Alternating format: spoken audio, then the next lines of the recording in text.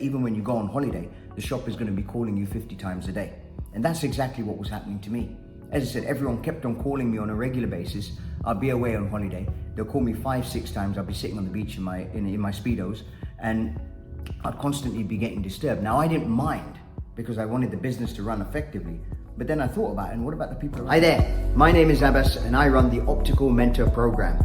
Now, the whole point of this podcast is to help you grow your businesses to be as successful as they can be, just as I've done with my practice in central London. How are we going to do this? I'm going to be giving you hints, tips, sales processes, systems and processes that you can implement to make your lives easier, for your shops to work smart, not hard, and grow your businesses to be as successful as they can be. So please share with other owners or other business owners that you feel could benefit from this, and let's grow together.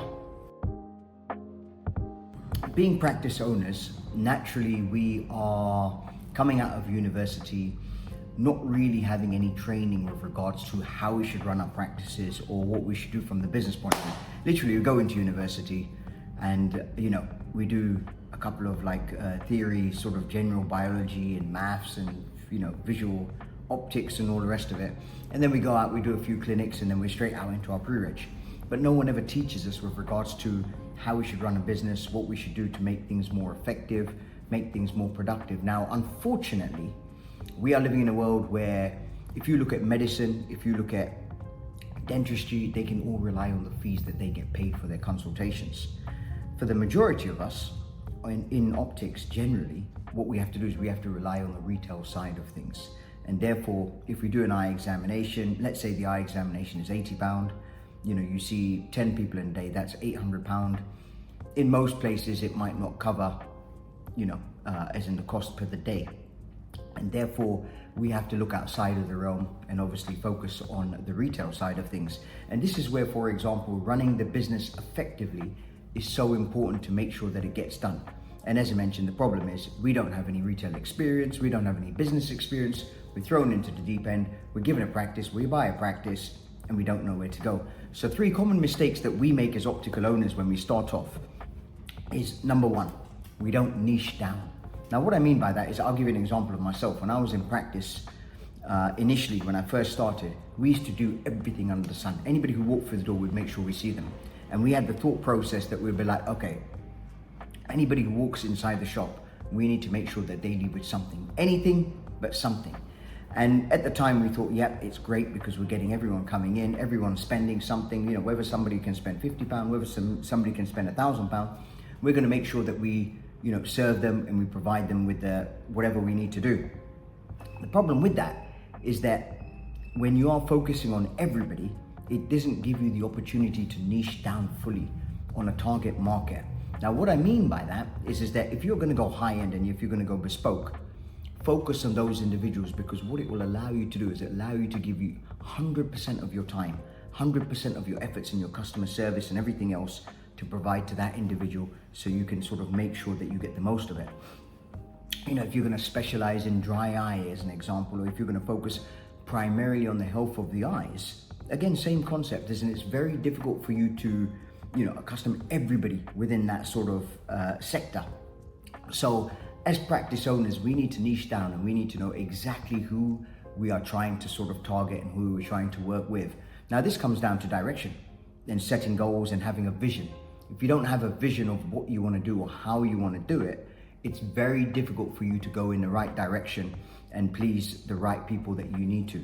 Now, at the end of the day, you need to be very careful, because if you are going to try and encompass everybody, what's going to happen is that if you go towards the lower end of the market, there's so many players in that field.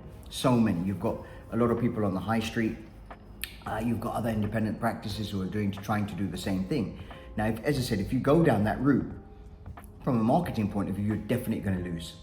The advantage that these high street shops have is their marketing is remarkable. You look at Specsavers, everyone knows the Specsavers adverts. And to be honest, I love them. Some of them are really funny.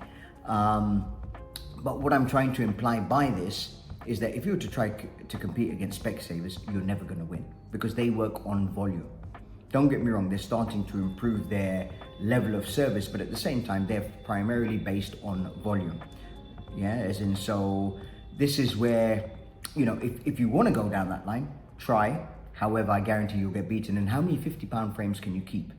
You can keep a shop full, but then, you've got 4 Specsavers as in within a proximity of about 5 miles from you. So what are you going to do? If you look at the normal high street, you've got a Specsavers, a Boots, a Vision Express, etc. So this is why you need to be very careful with regards to what you do and how you do. But as I said, there's certain things that you can do and you can niche down. So focus on, as I said, either go high end, middle end, or whatever you want to do.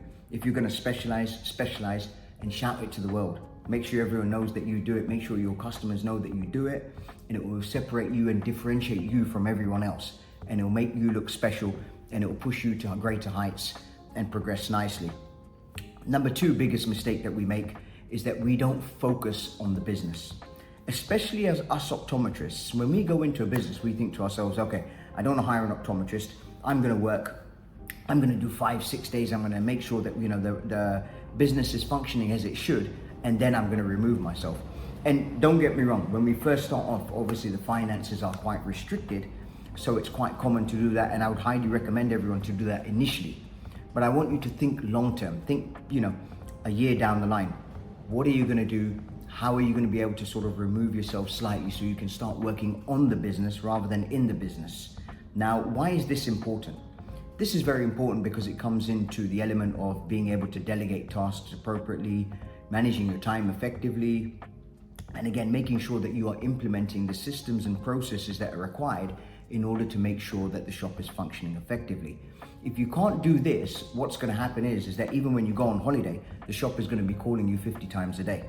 And that's exactly what was happening to me. As I said, everyone kept on calling me on a regular basis. I'll be away on holiday. They'll call me 5-6 times. I'll be sitting on the beach in my Speedos, and I'd constantly be getting disturbed. Now, I didn't mind because I wanted the business to run effectively. But then I thought about it, and what about the people around me? What about my wife? What about my kids? They're constantly sort of seeing their dad or their husband being pulled away from what they're doing. And at the end of the day, the reason why we go on holiday is 1, to relax, but 2, is to make sure that our family can have a great experience which they remember for hopefully the rest of their lives. So these are little elements that we need to take into account. I was speaking to somebody the other day, and they were saying, oh yeah, we never have a lunch break. We're working till 6:30 every day. We're doing 25, 26 eye tests a day.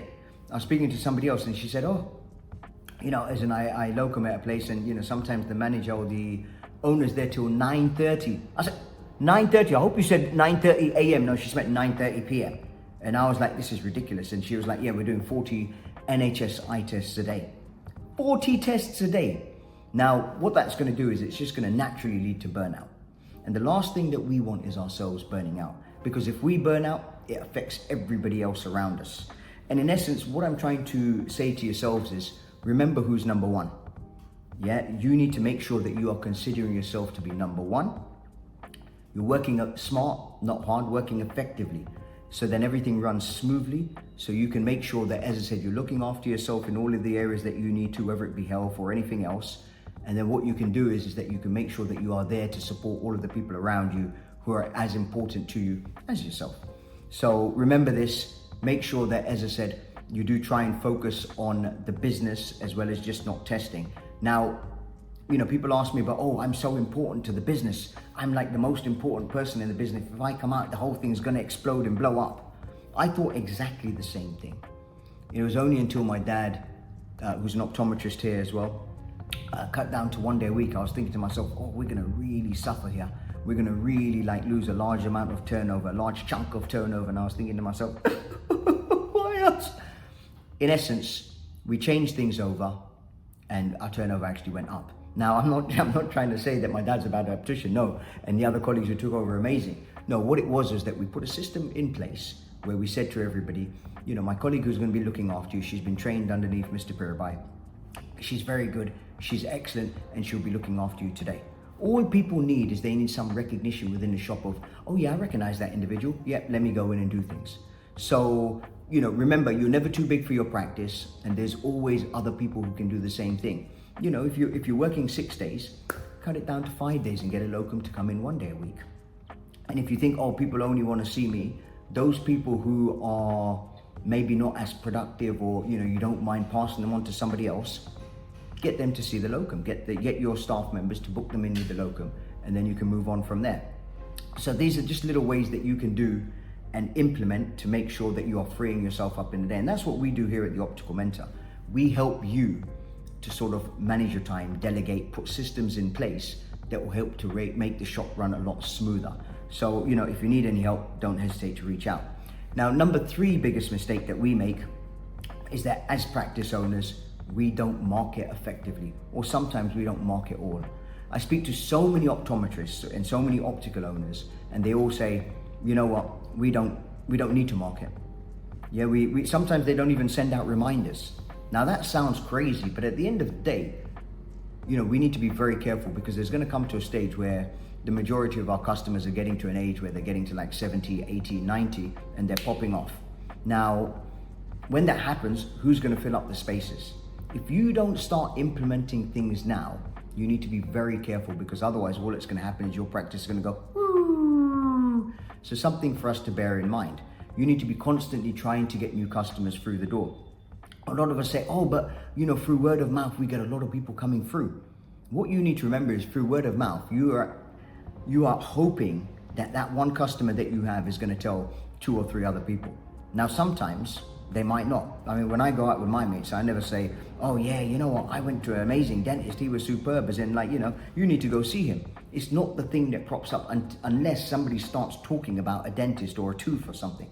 But otherwise the conversation is not going to come up. So we need to be very careful with regards to that. And don't get me wrong, I'm not saying that word of mouth is not the best form of marketing. It is, because at least you know who's coming through. And the people who are promoting you are the people who you probably want to be coming into the practice. So from that aspect, it's an amazing way of marketing, but you need to think outside the box. Are you marketing to your existing clientele effectively? Remember, if you want to make, the shop more productive, market first to your existing customers, because you know that they like you, you know that they love you, and you know that they will come back in because they trust you. So at the end of the day, those are the people to hit first. And then once you've marketed to those individuals, then you need to think about how you can market to the outside world. There's so many different ways that you can do. You have, market fairs, you have like school fairs. There's so many things that you can do in order to market yourself. And you need to think outside the box with regards to, okay, look, I can do A, B, C, and then I can market to my existing clientele. And you can all do it within a budget. Now, some people say, oh, but I don't need to spend on marketing because I've got people coming through the door. You might do, but one day that tap is going to be turned off. So just think about it carefully. I would always say, if you can keep about 10%, potentially of your, profit that you can put towards marketing, what you're going to notice, it's going to help to grow the business. We here see 35% new customers each month. Don't get me wrong, it makes our life sometimes a bit more difficult because we don't know what to expect from them sometimes. But at the end of the day, we know that, as I said, we're having a transient population in central London where people are sort of moving out, moving jobs, moving area. So we need to be making sure that we're continually filling our books. So hopefully you found that useful. There's a couple of ideas, a couple of tips that you can sort of implement into the way that you work in order to make your lives easier, allowing you to work on your business and grow it through the roof. Hope you enjoyed the content, and more importantly, hopefully there's 1 or 2 tips in there which you think, yeah, you know what, I can implement that in my practice to help me grow my business to be as successful as it can be. So please please share with your fellow professionals.